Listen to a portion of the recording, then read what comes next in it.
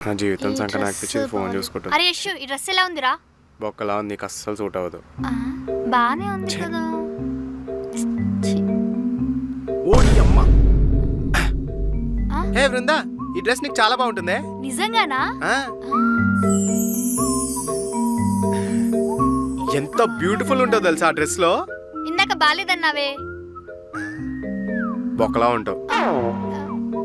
ఇంటికి వెళ్ళి చాలా రోజులు అవుతుంది. ఇంటికి ఎప్పుడు వెళ్ళాలో ఏంటో. బృందా బృందా ఏమొచ్చేస్తుంది. ఆ? ఏంట్రా రోజు రోజుకి నల్లబడిపోతున్నావు? ఏమైంది? ఆ? ఎలే, ఎద్దవ్వో. సరే. Stupid fellow. స్టడీగా ఉండవే. అబ్బా మీరు కథలు కూడా తీయండి. మ్మ్. చూడు ఎలా వచ్చాయో, బాగున్నాయి కదా. ఏంటండి ఫోటోలు తీయటం? ఒక్క ఫోటో కూడా బాగా తీయలేదు. ఫేస్ వస్తే బాడీ రావట్లేదు, బాడీ వస్తే ఫేస్ రావట్లేదు. మీకంటే చిన్నపిల్లలు బాగా తీస్తారు కదండి. ఇంతకంటే మంచిగా ఎవరు దింపుతారే? బాగున్నాయి కదనే. అల్లుడు ఒక్క నిమిషం ఇటు రావా? నీ లెక్కలు. కొంచెం ఫోటోలు తీవా? సర్లే అండి. మీరు రండి. మ్మ్. నాకంటే బాగా దింపుతానా? చూద్దాం. మ్మ్. ఈ ముసలి మొక్కలకు ఫోటోలు కూడా కావాలన్నా? ఇదిగోండి. ఏదల్లుడు? అబ్బా ఎంత బాగా తీసారండి అల్లుడు గారు. అబ్బా చూసి నేర్చుకోండి. అవునా? నా అంత కాకపోయినా ఓకే. ఏది ఒప్పుకోరు కదా మీరు. అల్లుడు, మా ఇద్దరు ఫోటో దింపావు కదా, నిన్ను అమ్మాయి ఒక ఫోటో దింపుతాను. ఆ?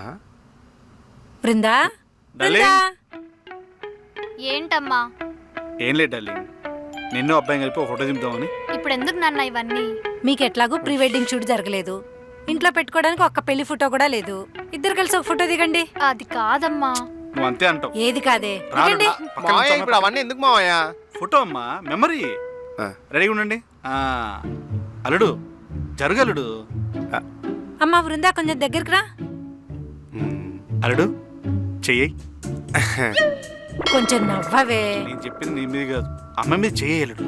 ఆ, ఇప్పుడు చేతులు అవన్నీ ఎందుకు మావయ్య? నీ భార్య మీద చేయడానికి నువ్వు భయపడతావు ఏంటి అల్లుడు? ఉమ్, ఏయ్.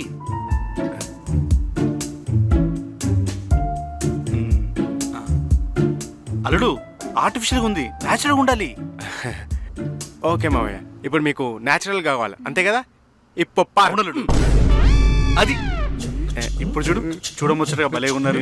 అల్లుడు ఇద్దరు అంతే ఉండండి. భలే వచ్చింది ఫోటో. ఇప్పుడు చూడు ఫొటోస్ ఎంత బాగా వచ్చాయో. నాన్న అమ్మా మీరు ఫోటోలు చూస్తుండండి, మేము ఇప్పుడే వస్తాం. సరే డాలి.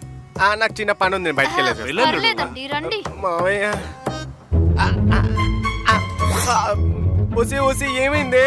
ఏంట్రా ఎక్స్ట్రా చేస్తున్నావు? ఊరుకుంటుంటే ఎక్కడ పడితే అక్కడ చేతులు వేస్తున్నావు. నేనేమో లెక్సైడ్ లో హీరోయిన్ అనుకుంటున్నావా?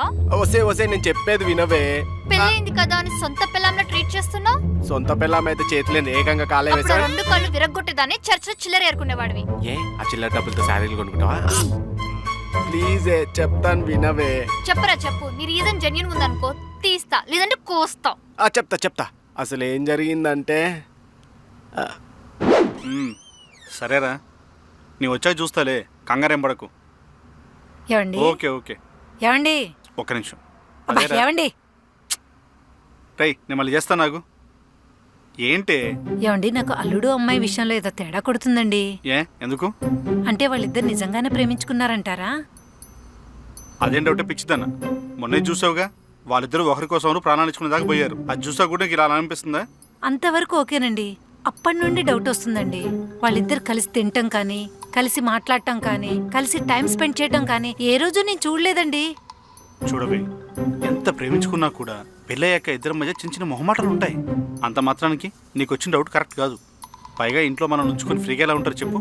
బా పెళ్ళైన కొత్తలో ఇంట్లో అంతమంది చుట్టాలున్నా మీరు నాకు సైడ్ కొట్టలేదు. అందరినీ మొగుళ్ళగా రొమాంటిక్గా ఉండరు కదే.